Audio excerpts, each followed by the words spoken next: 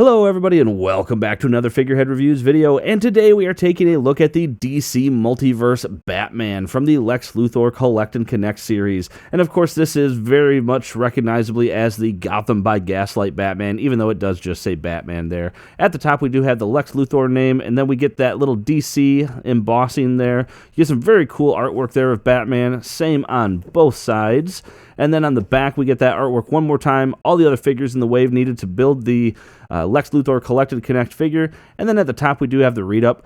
The Dark Knight follows the crime trail to Jack the Ripper in a gritty Victorian era. And you can see it says Gotham City Gaslight Batman on that one.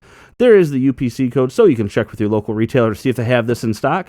But enough about that. Let's get this open and take a look at Batman. And here is the Gotham by Gaslight Batman outside of the packaging. And I gotta tell you, it is so refreshing to be able to pose a multiverse figure with their legs not having to be tucked right next to each other. So I love that. This figure actually was full of a lot of surprises for me. The cloth cape, there's some accessory surprises that I'll go over when we take a look at those accessories. There's a few gripes that I have as well, though, so we'll kind of cover that also. But overall, I'm really excited to take a look at this figure. When standing straight up, this Batman figure is at about 6 13/16 inches tall, which makes him about 17.3 centimeters tall. He does come with the Build-A-Figure pieces for the Lex Luthor, the head and the cape, but we'll look at that when we build Lex Luthor. So why don't we go ahead and take a look at those hands that he comes with and some of the other accessories, and then we'll get a better look at Batman. So when you first unbox Batman, he does come with one extra pair of hands in addition to the hands that are already inserted in the figure.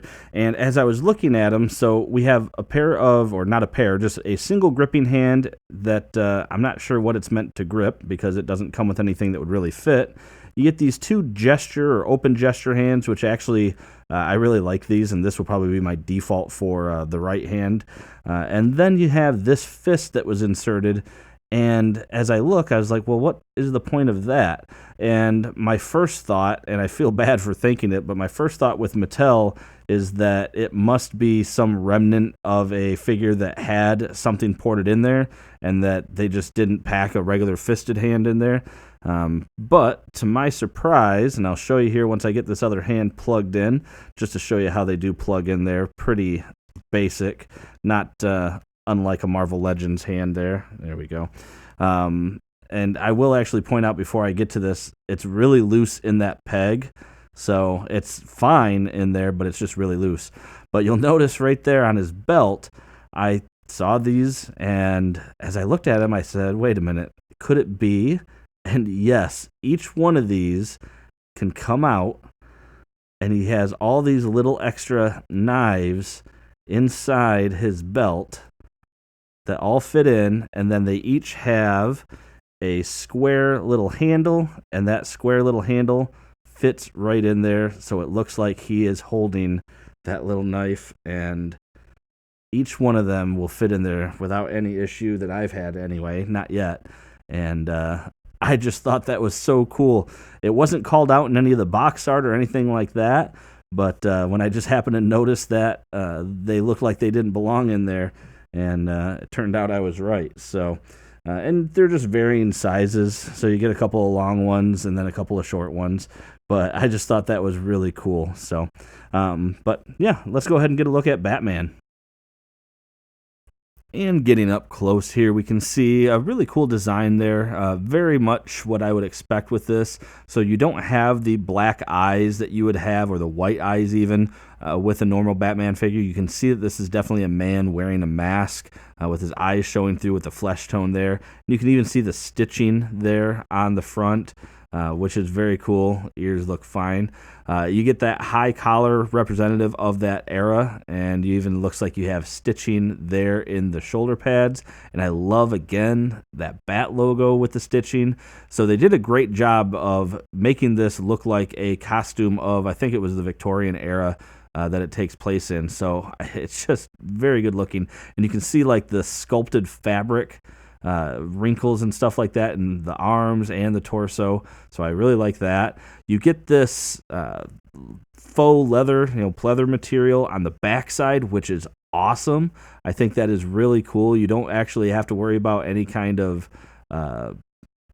trying to match texture or anything, because you actually have the real thing. And then it does look like cloth though on the inside, which is just fine by me. Kind of trying to look at some of the details on the side here, so you can see he's got like the straps and stuff like that that's holding the costume together. We already saw the belt, and again you can see all the stitching in that.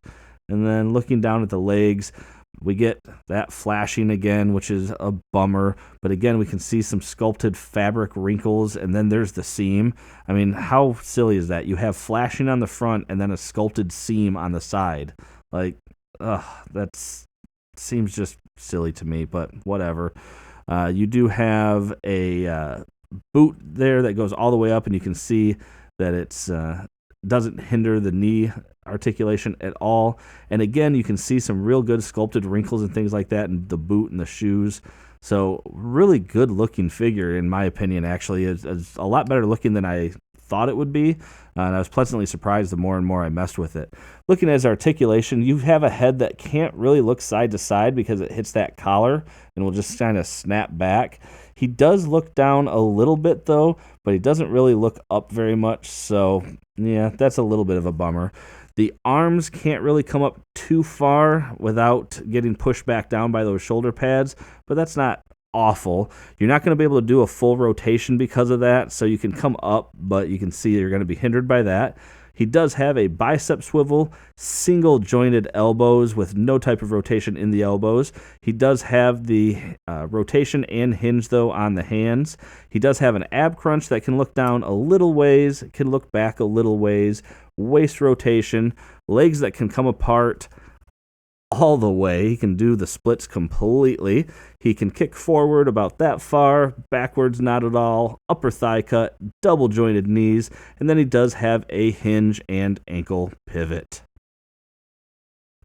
And for a quick comparison, here we have the Gotham by Gaslight Batman. Next to some of the other Batman figures we've seen in the Multiverse line, we have the 0 Year Batman from all the way back in the Justice Buster wave. We have the Rebirth Batman from the Rookie wave, and then we have the Jim Gordon Batman from the King Shark wave. And finally, we have all the figures in this wave. We have the Gotham by Gaslight Batman, the 2 exclusives, Spoiler and Harley, the Collect and Connect figure, Lex Luthor, the 2 JLA members, the Ray and Vixen, and the Rebirth Wonder Woman. And that about does it for this review, everyone. And overall, this was one of the figures that I thought I would actually care the least about. Just the fact that it's sort of a one-off character, the fact that it's an Elseworld version of Batman. But it was actually better executed than I anticipated, and getting all those updated Mattel joints and articulation is really cool. There's those neat little surprise of the accessories in his belt with the knives, so I like that. We get some interchangeable hands. We get the fabric cape. So actually, this is a really well executed Batman, and really fits that look there for the Gotham by Gaslight Batman. And I love the stitching and things like that, especially around the Bat logo.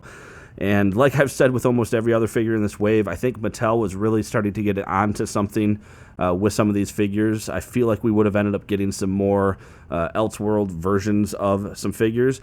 And McFarlane, if you're listening, I would love to see some Elseworld figures out there. Just a whole line of Elseworld, or throw one in with each wave. I think that would be really cool. But anyway, I think this is worth picking up, and actually you can get them relatively cheap. I've seen them on Amazon for around $15. So if you can't find them in your area, I think it's worth getting. So especially if you have a Batman shelf. But anyway, as I said, that is it for this review, everyone. If you like the review, please hit that like button. Subscribe for more content just like this. And aside from that, thanks for watching my video, and have a great day.